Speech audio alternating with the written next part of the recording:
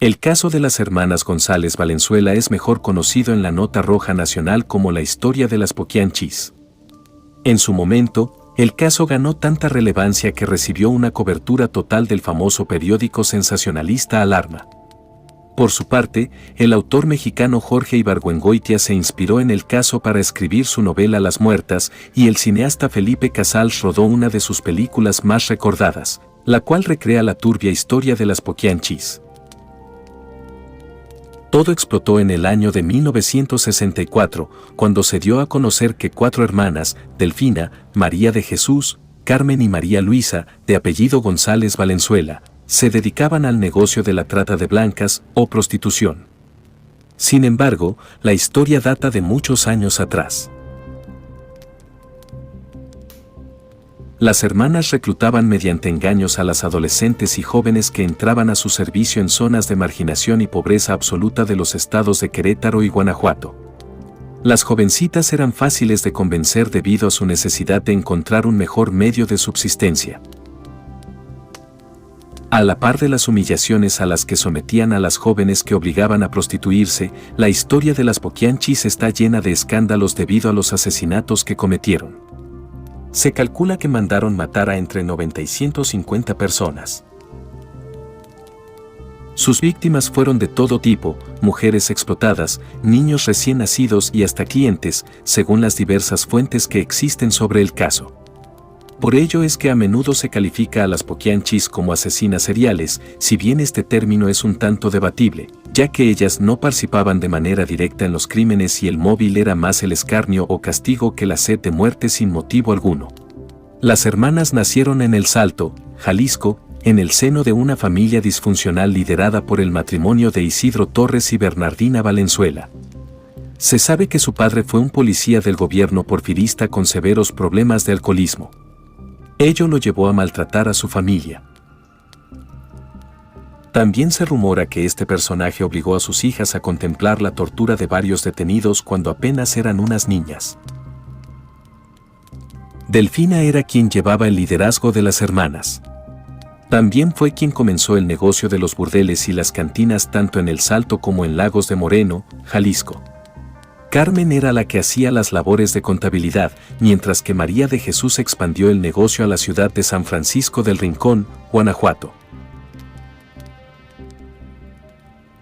Se dice que la idea de ganar dinero con estos negocios fue gracias a una amistad de Carmen, un delincuente que le enseñó cómo administrar estos sitios. Cuando los padres de las hermanas murieron, éstas invirtieron la herencia en esta forma de vida. ¿Por qué les decían las Poquianchis? El famoso apodo de las hermanas tiene una historia curiosa detrás. Un conocido suyo, harto de que no le diera las ganancias que esperaba, traspasó su negocio a las hermanas. Este hombre era un joven travesti al que le decían la Poquianchi. Las hermanas rebautizaron el lugar como la Barca de Oro y comenzaron a ser conocidas con el apodo de su antiguo dueño. Más allá del apodo con el que pasaron a la historia, hay que señalar que en este lugar y sus sucursales, las hermanas González Valenzuela actuaron con total impunidad durante más de 20 años. En ese periodo se dedicaron a engañar y prostituir a cientos de jovencitas a las que maltrataban y asesinaban con ayuda de matones, sin que nadie las pudiera señalar.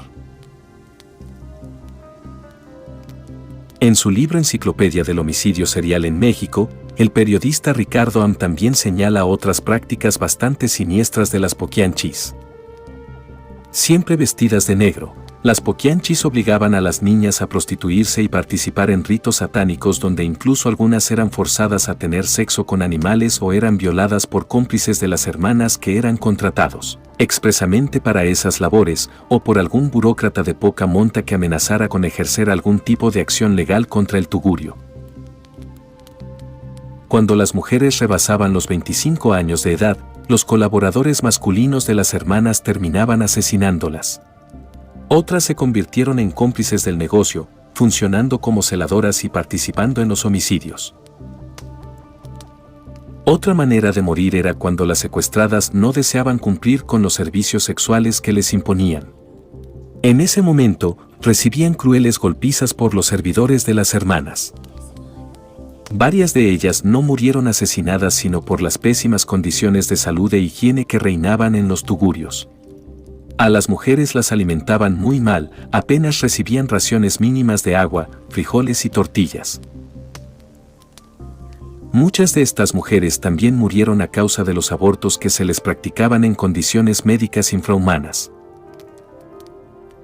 Los cuerpos de todas las desafortunadas se enterraban en fosas clandestinas o en los mismos dormitorios donde atendían a los clientes. La caída de las poquianchis. Fue hasta que una de las jovencitas logró escapar de uno de estos prostíbulos y denunciar el caso a las autoridades, cuando éstas descubrieron lo que las poquianchis hacían de manera clandestina. A pesar de que muchas de esas autoridades sabían lo que pasaba en los prostíbulos, lo sabían porque incluso eran asiduos visitantes, no tuvieron más opción que ceder a la presión pública y detener a las hermanas y sus decenas de cómplices. Fue el 14 de enero de 1964 cuando las autoridades se presentaron en una de las propiedades de las poquianchis para comenzar a desenterrar una de las historias criminales más escandalosas en la historia de México.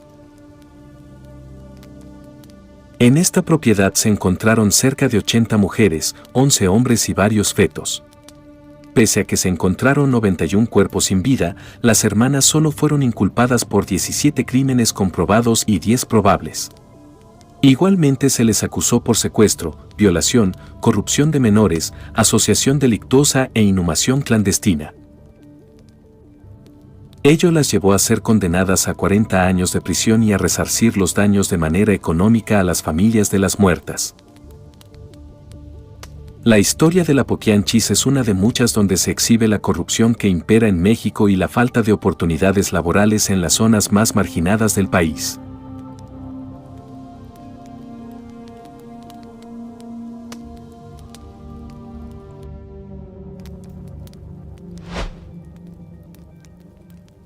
Los cronistas de la época bautizaron el caso como el crimen perfecto.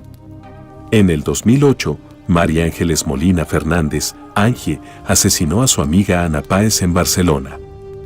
Le robó el DNI y suplantó su identidad para firmar préstamos y seguros de vida. Después la mató y simuló una escena de crimen sexual en un loft alquilado por horas en Gracia. Pagó a 2 gigolós para que llenaran sendos recipientes con semen, que después esparció en el cadáver de la víctima. Fue condenada a 18 años de cárcel, que cumple sin haber logrado ni un solo permiso en Braillens. En el centro penitenciario recibió hace 3 semanas una citación de un juzgado de Gran Canaria para que declare nuevamente como investigada. Se la acusa esta vez de haber matado a su marido, hace 21 años. Con la misma frialdad que en su momento negó haber matado a Ana, Angie asegura ahora que no sabe de qué le están acusando. ¿Cómo se lo ha tomado? Pues francamente mal. Está sorprendida y abatida porque es inocente. No tiene ni idea de dónde puede salir todo esto, y mucho menos ahora. Quien responde es la abogada María del Carmen Gómez. La letrada defendió a Angie en el juicio por el crimen de Ana y logró una considerable rebaja de la primera condena por asesinato. La mujer fue finalmente condenada a 14 años por homicidio y 4 por falsedad documental. Hacía tiempo que la letrada no tenía noticias de su antigua clienta y hace 2 semanas recibió una llamada pidiéndole que la visitara cuanto antes en prisión. Había recibido una citación para declarar por videoconferencia en una investigación abierta por la muerte de su marido. La semana pasada me personé en la causa y pedí que se anularan todas las declaraciones previstas para el jueves porque me coincidían con un juicio. Espero tener pronto la documentación de la causa para ver exactamente qué hay.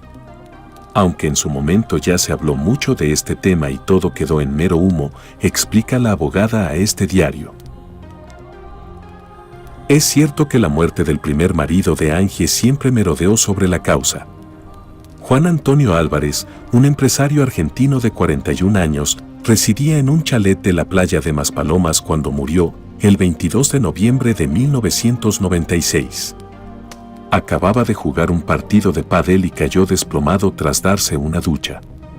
Angie descubrió el cadáver al día siguiente, tras regresar con la única hija del matrimonio de uno de sus viajes a Barcelona. La autopsia reveló que el hombre murió envenenado con ionfosfato, una sustancia tóxica habitual en productos de limpieza y fertilizantes. No hubo caso. La muerte se cerró como suicidio y la viuda se embolsó algo más de 40 millones de pesetas por la herencia y la venta de propiedades y acciones. La familia del empresario, especialmente una hermana, ya mostró entonces sus dudas. No podía creerse que Juan, vital y absolutamente entregado a su hija, tuviera intención de suicidarse. Cuando 12 años después Angie fue detenida por el crimen de Ana, la familia del argentino quiso que se volviera a investigar su muerte. Contrataron al criminólogo Félix Ríos, presidente de la Asociación LASMI para la lucha contra el crimen y la prevención, que en los últimos años ha trabajado en solitario buscando nuevos elementos que permitieran reabrir el caso del empresario. Y lo ha conseguido. El criminólogo presentó un informe en el que se apuntaba que Angie sabía que su marido tomaba cápsulas de vitaminas para hacer deporte y, por tanto, pudo rellenar al menos una de ellas con tóxico. En los últimos meses, la Policía Nacional ha tomado declaración a nuevos testigos, como a una amiga de la pareja que declaró que Juan había descubierto con un detective que en sus frecuentes viajes a Barcelona la mujer tenía encuentros amorosos con otros hombres y ejercía la prostitución. 2 meses antes de la muerte de su marido, Angie ya había escolarizado a su hija en un colegio de Barcelona y allí se instalaron ambas nada más enterrarlo. Hay un detalle significativo en las diligencias por la muerte de Juan. La viuda no cobró el seguro de vida porque excluía el pago en caso de suicidio. Pero la mujer lo intentó haciendo creer que el empresario pudo sufrir un robo.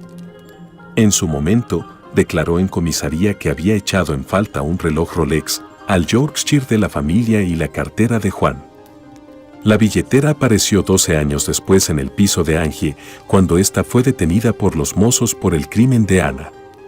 ¿Cómo pudo llegar hasta allí? No es la única prueba que ha tenido en cuenta el titular del juzgado número 3 de San Bartolomé de Tirajana, en Gran Canaria. En la declaración de esa amiga de la familia, la mujer recordó que Ángel la llamó para decirle que Juan había muerto y que ella se volvía a vivir a Barcelona.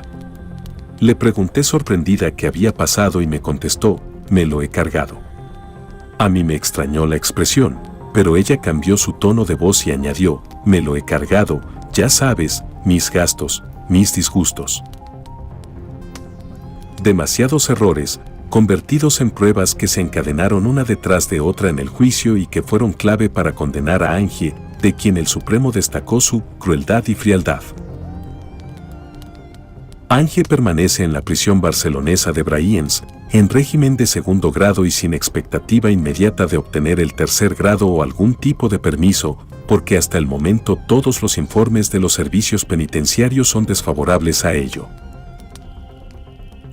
Tras seguir en 2015 en prisión, sin grandes alardes, un programa de violencia contra las personas, María de los Ángeles Molina Fernández aguarda entre rejas a obtener la libertad definitiva en marzo de 2027, cuando habrá cumplido su condena por un crimen casi perfecto.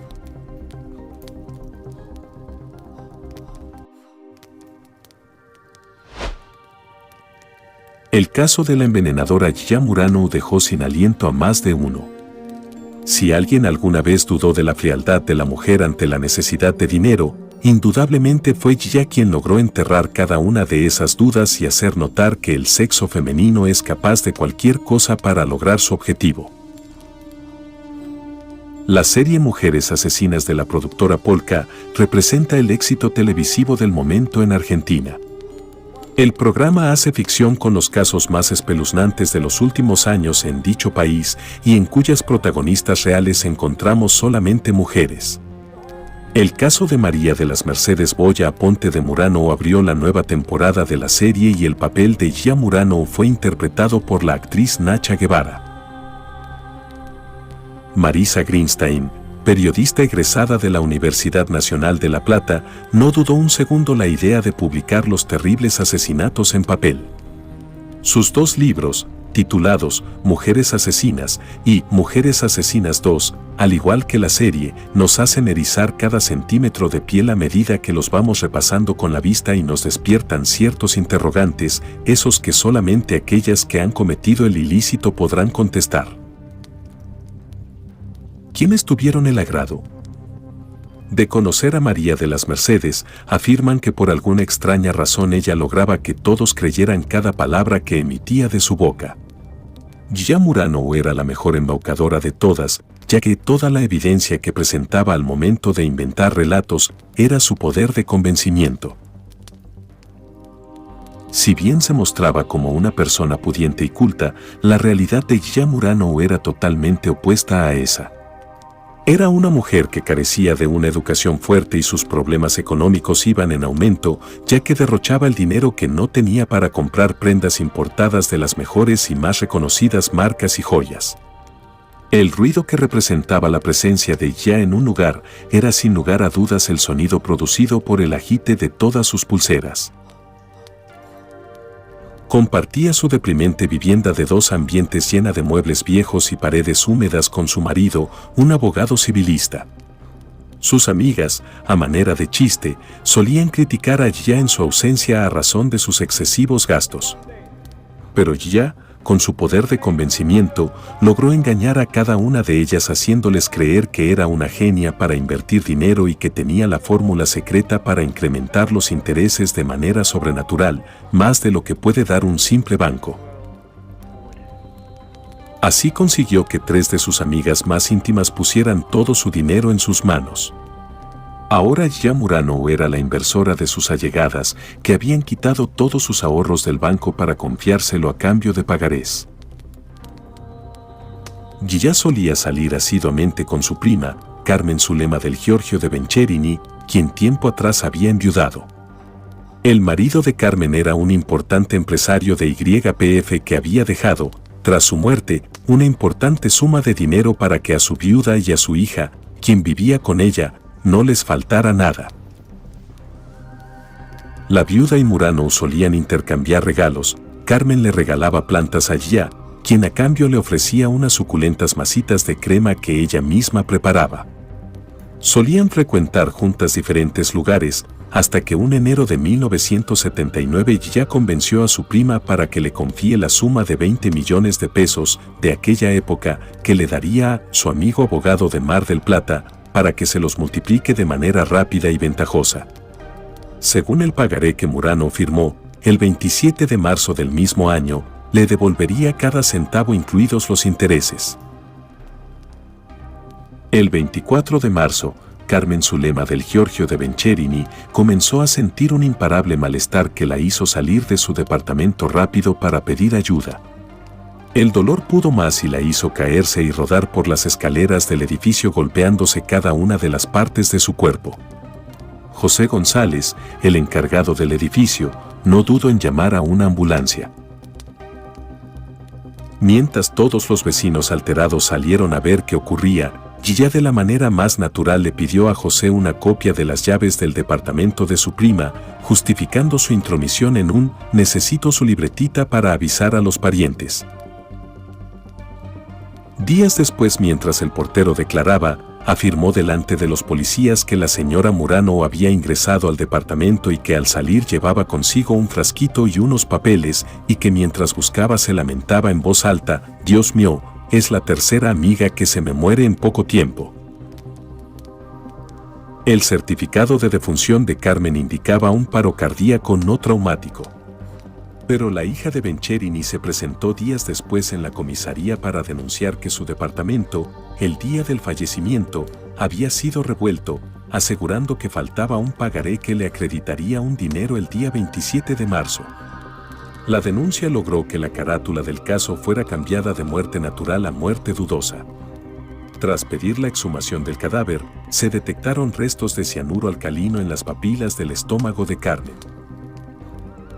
La primera sospechosa fue Gilla Murano y los policías comenzaron a investigarla. Descubrieron que en el departamento 20, contiguo al de Gilla, vivía su amiga Nilda Gamba, quien había muerto de manera imprevista el 11 de febrero de ese mismo año. El 10 de febrero, Nilda, había ido a cenar a la casa de los Muranou, donde se quedó hasta la 1 de la mañana. Nunca más fue vista con vida. El portero notó algo raro en la vida monótona de la víctima. Todas las mañanas, si bien el diariero dejaba el periódico en su puerta, Nilda abría la puerta para recogerlo. Ese día se hizo tarde y nunca salió de su apartamento. El portero también recordó haber oído a Gamba llegar muy tarde a su casa. Un poco paranoico llamó a un vecino, Jesús García, y entre ambos intentaron abrir la puerta sin suerte. Más tarde, cuando la policía logró entrar al departamento de Nilda, la encontró tirada boca abajo apretando su estómago con la mano izquierda. El certificado de defunción describía un paro cardíaco. Al exhumar el cadáver también, al igual que Carmen, se encontraron restos de cianuro alcalino y Muranou le debía dinero. Me parece que la Muranou las envenena con sus masitas dulces. Ambas fallecidas tenían esas masitas en la heladera, sostuvo uno de los investigadores del caso. Leila Formizano de Ayala, amiga íntima de Yya, compartió un viaje con la misma a Mar del Plata. El día 19 de febrero de 1979 Muranou pasó a buscar a Leila por su departamento de la costa. Mientras salían se cruzaron con Carlos Alberto Zamora, el portero de dicho edificio.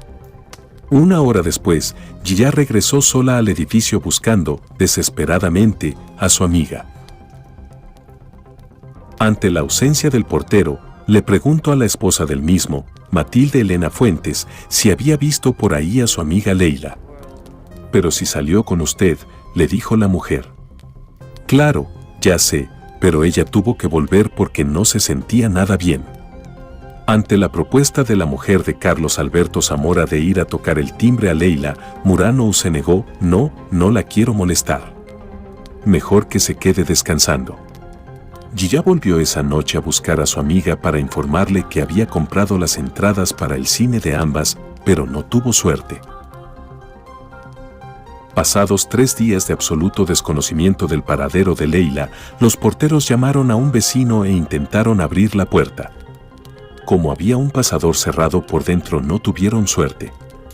Horas más tarde, la policía ingresó por el balcón contiguo al departamento de Leila Formizano de Ayala, quien también había entregado a Yya dinero para invertir. Estaba muerta frente al televisor hacía 3 días y también tenía masitas de crema en la heladera. En su estómago también había restos de cianuro alcalino.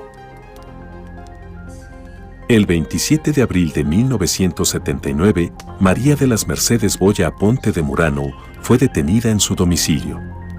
No se negó ni puso resistencia. Su causa la estudiaba el juez de primera instancia Diego Pérez. La carátula: homicidio en grado de reiteración. En los interrogatorios, Yya jamás admitió haber matado a sus amigas y su justificativo fue: «Pero por favor, si yo no sé cocinar, ¿cómo les voy a preparar masitas envenenadas?». Reconoció haberles pedido dinero, pero a manera de favor. Yya Muranou fue alojada en la cárcel de Ezeiza. Tenía una excelente relación con todas las presidiarias que llegaron a adorarla y sostenían que era una buena mujer. En cambio, el fiscal Mario de la Vega Pizarro tenía otra idea y pedía prisión perpetua para Yya.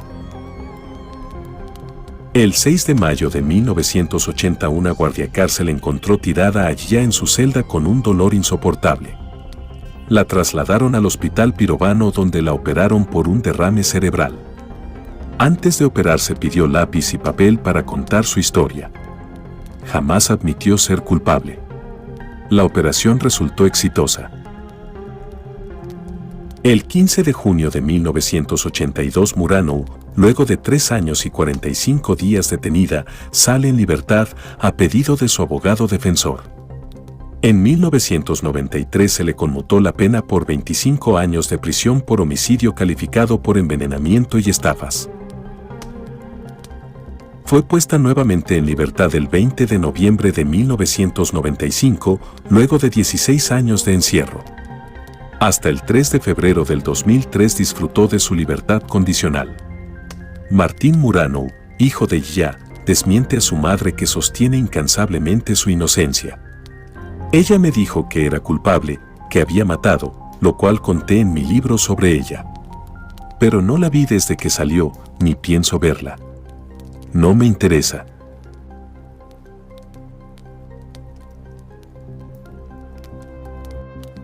El crimen de Tardáguila. Domingo Lazo de Vega era un labrador propietario de tierras, casa, pajares y dinero. Estaba casado con su prima carnal, Ramona Lazo Lazo, con la que tenía una hija. La pareja había contraído matrimonio el 7 de septiembre de 1940. Los dos aportaron abundantes bienes a la nueva sociedad conyugal. Según habría de explicar Ramona, este matrimonio se celebró en contra de su voluntad, por egoísmos y compromisos familiares.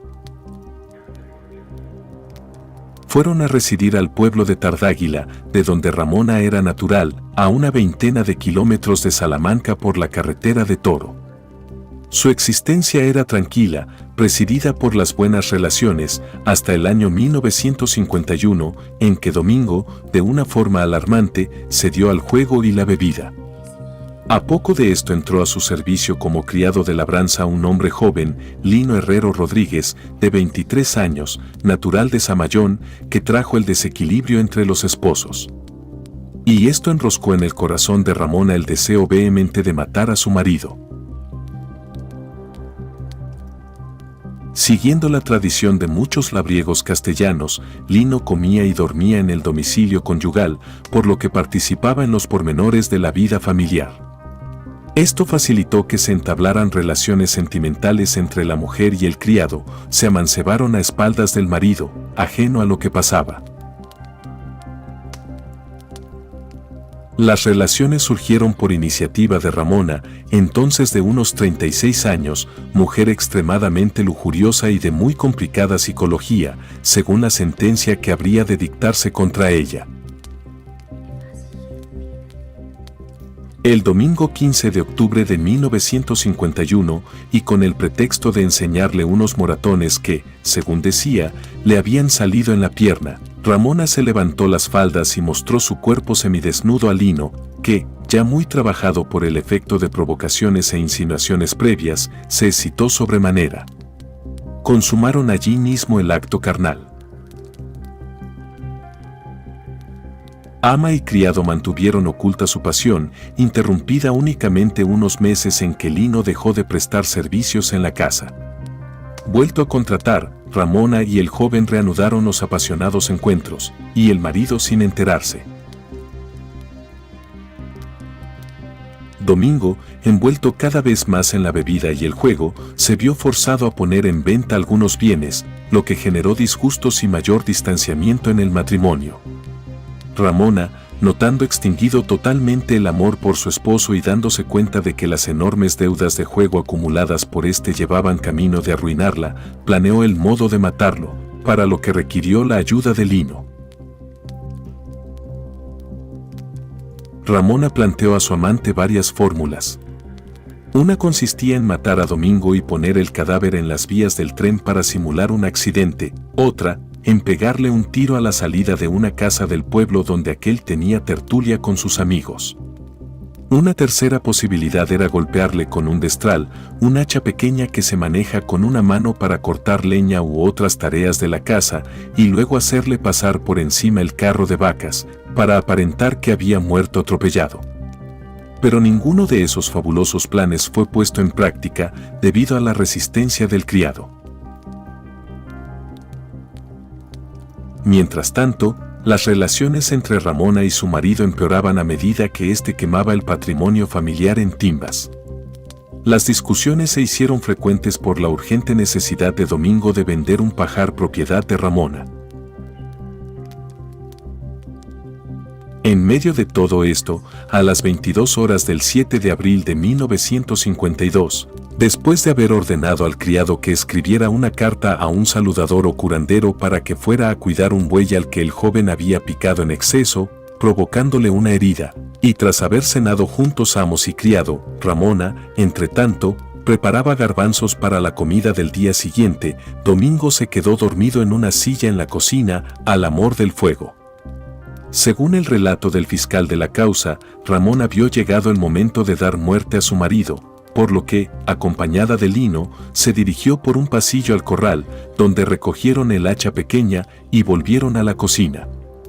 Ramona empuñó el arma, se situó a espaldas de su marido, que no llegó a despertarse, y le descargó un tremendo golpe en la cabeza.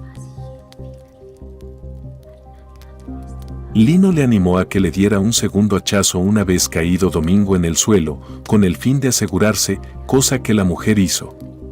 No obstante, la víctima había muerto tras el primer golpe, que le provocó el estallido del cráneo, con salida casi total de la masa encefálica. Ramona y Lino decidieron enterrar el cadáver en la cuadra. Así pues, lo trasladaron con una manta, cavaron un hoyo profundo y le dieron sepultura. A continuación, la mujer se encargó de limpiar las manchas de sangre de la cocina. Posteriormente se pusieron de acuerdo sobre lo que debían decir para justificar la ausencia de Domingo. Lo mejor sería fingir que se había marchado de la casa para no volver. Con el fin de despejar las dudas que pudieran surgir, Lino haría un viaje a la capital, desde donde pondría un telegrama, haciéndose pasar por Domingo, con el siguiente texto: llegué ayer Madrid 5,30. Salgo hoy destino Lisboa. Está tranquila. Estoy bien. Domingo. A pesar de que el minucioso plan preparado por la pareja dio resultado durante casi 5 meses, el papel preponderante que en la casa empezó a tomar Lino, manejando la hacienda como si fuera suya y dándose aires de ser el sucesor del desaparecido, levantaron tales sospechas que terminaron en denuncia el 23 de agosto,